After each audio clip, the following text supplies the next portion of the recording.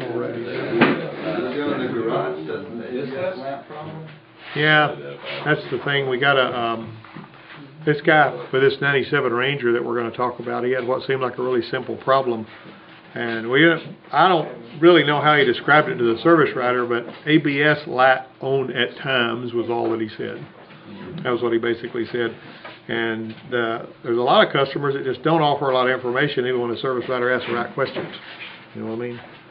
So the technician, a lot of the times will work for an hour or two chasing a noise, a vibration, or some other symptom only to find out the customer's concern was a long way from what he was working on, and it annoys everybody. Well, mechanic number one drew the repair order. Hey, we're going to call him Sam because ABS was one of his specialties, and the dispatch computer had filed the repair under his name, so he read the words ABS light on at times and went to work.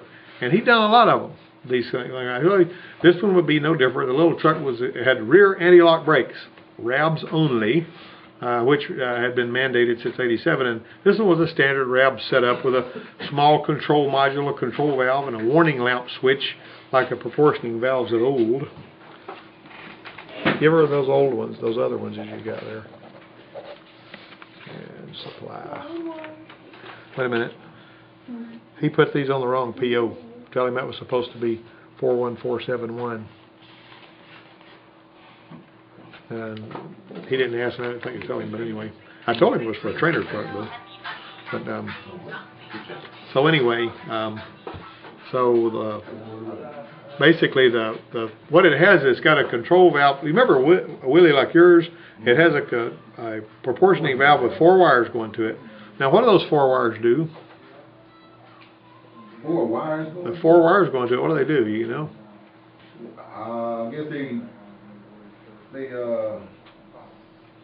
answer. The only thing I can tell you they do was sending electronic signals. It's got 2 solenoids, right? It's got an isolation and a dump, right? Yeah. Okay, one of those wires is going to power up both those solenoids, and the other one is actually going to activate the solenoids. But you have another wire. You have a 4th wire. You got 3 wires. One for each solenoid to activate them, and one to power them up. Okay, but you got another wire, and that other wire is actually the one so that if there's a problem where you got a pressure imbalance between the back and the front, it's actually going to cause that red brake light to come on. Okay, the reason I don't remember why I thought it was just a pin-up system, wasn't it? Yeah, you just plugged it in. Just plugged it in. So yeah, that's right. Because I'm thinking about, all right. Okay. All right, so here we go. All right, so the old proportion valve, and the differential speed sensor reads the rear axle speed, and the RABS module monitors the fluid level input. If the fluid's low, this is going to turn on the light. We all know about that. It's not nothing mysterious about that. And if the red brake light's illuminated, what else illuminates the red brake light? Parking brake. Parking brake. There you go. If the control module sees a brake applied from a stop lamp switch on pin 11, which is actually wanting to know if you're hitting the brakes. It needs to know that. If it's going to do ABS, it needs to know if you're hitting the brakes, doesn't it? Mm-hmm. So it's paying attention to that. So the sudden drop in rear axle speed coming from the differential speed sensor, it actually machine guns the fluid to the rear.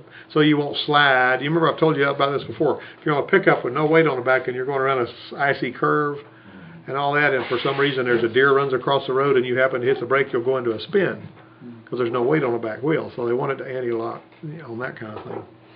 Okay, so but anyway, the driver is going to feel that pulse into the pedal when it happens. Well, so Sam does this. He yanks the fuse number 9, which is fuse 35 on 98 models, which is just like our Ranger out here.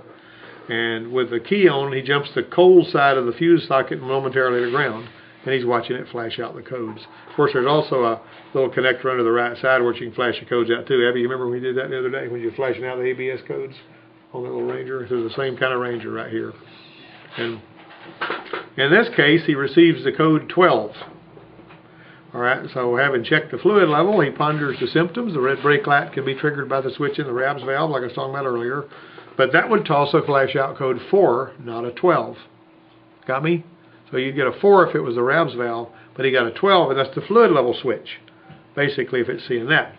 Now, the fluid level switch is basically set up with 2 wires. It's actually got wires going through it. It's got 3 wires going to it. And one of them is ground, and it will actually ground both of these wires if the fluid level gets low, and when it grounds both of those wires, that kills the power to pin 2, and it actually will shut down the ABS system totally. If there's no voltage going to pin 2, then you'll have ABS issues there. And we used to have to work on that all the time. But anyway, so the reservoir is full. He's getting the code for the little reservoir switch. The reservoir is full, and since that one was full, he drew on past experience. The fluid level switch has gone wacko, because it happened a lot on those in those days. And so he orders the part, parks the truck, turns in a repair order. Customer picks the vehicle up. When the part came in, he puts it on here with practiced efficiency, because he's real good. He pops that thing on there. Had to change the whole reservoir. Change the reservoir, and everything's fine. And he gets it. He doesn't see any more ABS lights, and he's fine. So the guy takes the truck, comes back into the write-up area. Not 20 minutes after he leaves, he said, "This is not fixed." And so the service writer was at a loss for his. He said, "I don't know what to do with this guy." And so he says, "Come here and talk to him." So Sam's the one that did it, but I'm the one they call when the customer comes back in mad, if it's got something to do with electronic or whatever, drivability. So I'll go out there, and I said, "Yeah, what you need?" He said, "Watch." And when he pushed the park brake, just a second later, the red brake light came on, and just a second later, the orange brake light came on, the ABS light came on. He said, "It only happens when I mash the park brake." That's interesting, isn't it? He didn't tell anybody that before, or if he did, the service writer failed to mention that. Got me? All right. So you know which ones right here you got. On number 1, what inputs can turn the red brake warning lamp on? D. All of the above. How does the controller know a braking system's underway? I told you a minute ago. It monitors real different. What did I say about pin 11? It'll be B. It senses stoplight. Stop lamp switch activation through, Right. and all right. And so, and also, what else? It monitors the differential speed, right? And so, So it's D. yeah, it's actually going to be D, actually B and C. Delta D. Okay, so how did he access the trouble codes on the Ranger? Brown is the cold side of fuse 35. That's right. How did he know the switch in the RABS valve wasn't causing the warning lamp to come on? The code he received would have been a 4 instead of a 12. There you go. You were listening. What seems to be the principal reason he misfired? All of the above.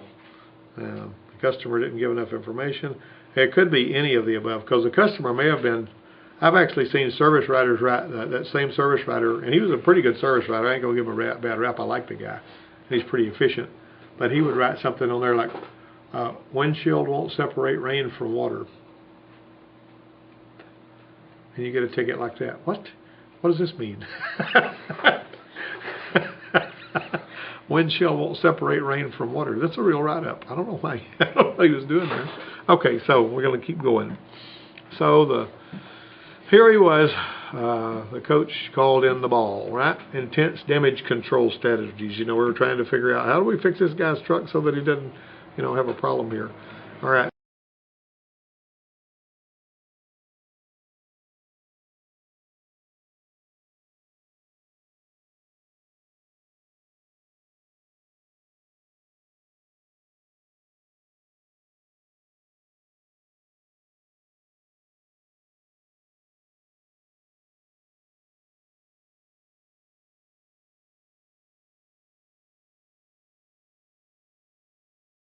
Almost like a dummy fuse. Almost.